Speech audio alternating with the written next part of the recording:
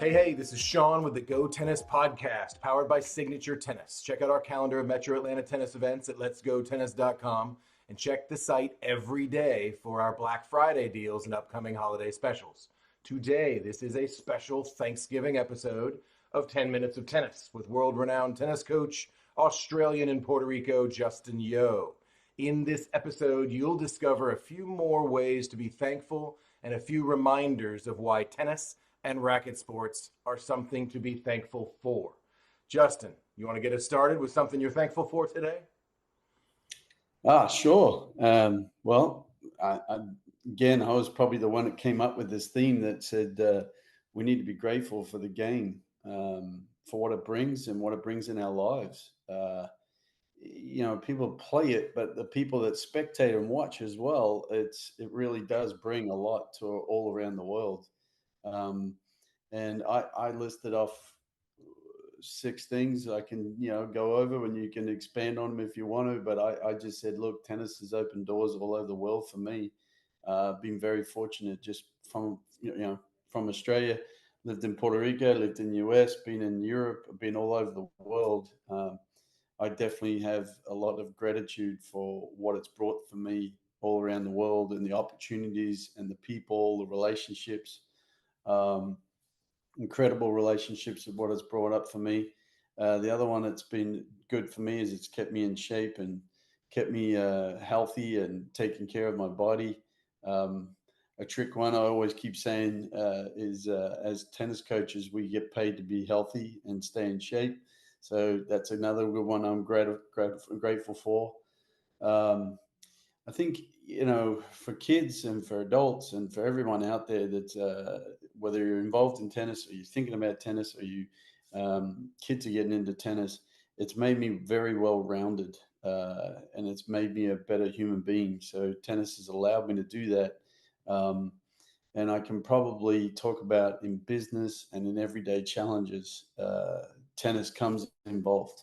So, the ethics, the rules, the bouncing back and forth after a bad point every 30 seconds, there's a lot involved in the game of tennis if you play it enough that you use on a day-to-day basis. So I'm grateful for all of that. And I've been lucky that it came into my life.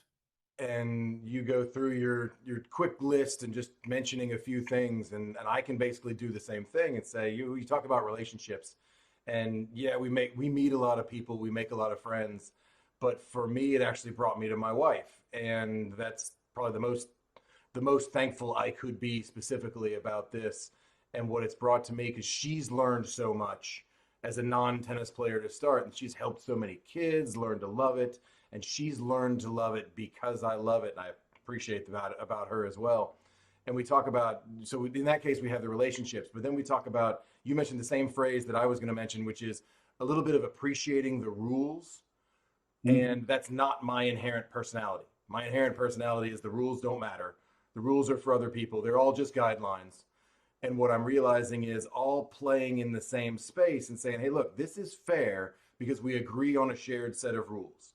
And in that case, if we're working with other people, we talk about in business all the time, hiring former athletes is often a good choice for businesses, especially individual sports, golfers and tennis specifically. To be able to say these guys can focus on their own successes, but we also know how to work as a team.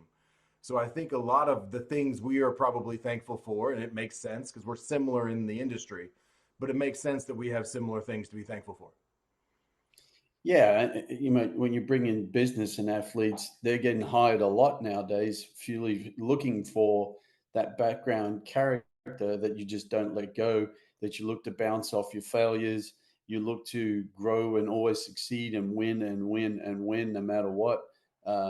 So there's all these characteristics that in sport, but specifically in tennis, if you look at the percentage of losses versus percentage wins, it's unbelievable that we keep coming back and trying to play this bloody sport.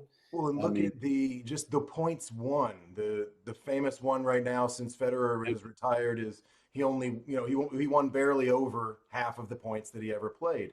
We know how yep, to lose, so we also know how to handle that, which has been some of the complaint of the modern generation, and maybe that's just us being old. But to be able to say, hey, you can't handle a loss, you're going to struggle in business because you're going to get told no, and Right. you're going to hear those denials, and you're going to experience some failure. And if you can take a deep breath, adjust your strings, bounce the ball, and recover in 30 seconds, Yep. you're going to be doing fine. Yep. And like a change of ends, every time you get a failure, you're looking to think about how you can gain a win. And so you're changing tactics, you're changing approach, you're thinking about all these different things that you relate to business, you relate to keeping perspective on a day-to-day basis. Someone comes at you and all of a sudden the worst thing happens and a tire flat or someone has an accident or blah, blah, you find a way to try to make it all work for you on a day-to-day basis. And that can happen a lot from just playing a lot of tennis. Yeah, I think there's a time we want to reflect, and that's why we do this today. Which sounds cheesy. We all do the thankfulness episode once a year, and maybe we should do it more often. And maybe I'm going to be the guy that says we should do this more often, and then we don't, because that happens too. But Mm-hmm. to really stop and be thankful for the ability to look up and say, you know what, being frustrated won't help me right now. Right. It just won't help. I need to figure out what to do next. I got to hit a Yep. second serve or whatever the thing is. I think sport in general helps in those Mm-hmm. cases. I like your comment about appreciating the things about yourself that you find good, and you can trace some of those back to tennis, Mm-hmm. especially well-roundedness. Now, how does tennis help well-rounded? Do you think somebody that doesn't play tennis like we did growing up and having it really a large part of our life, do you think somebody could get into tennis that would help well-round them, get home from work, go outside, get some fresh air? How would that help others, do you think? Well, there's a lot of people, a high percentage who play tennis just for the mental and emotional release of being able to do something that disconnects them and feels good about it. And there are a lot of people that just do tennis hitting balls to meditate. Um, so there's a lot of, you can look at all the different factors that it helps each individual what they do. But if you look at it on a generic basis, I keep saying that if you really look at the way, even as a child growing up, if you don't make it to pro, you still become a pro in something in business because you played tennis, because you had to follow a coach, you had to listen, you had to, try to figure out within what you've been told and get the result that you need. Um, so there's all these factors that you've learned, and you've also had to learn ethics, rules, behavior on court, character, all of these things that tennis brings that you bring into the world and into business and into your kids and into being a better person. So that's why I say tennis to me. I'm very grateful right now this week. That's why I said this is probably a good theme to bring it up.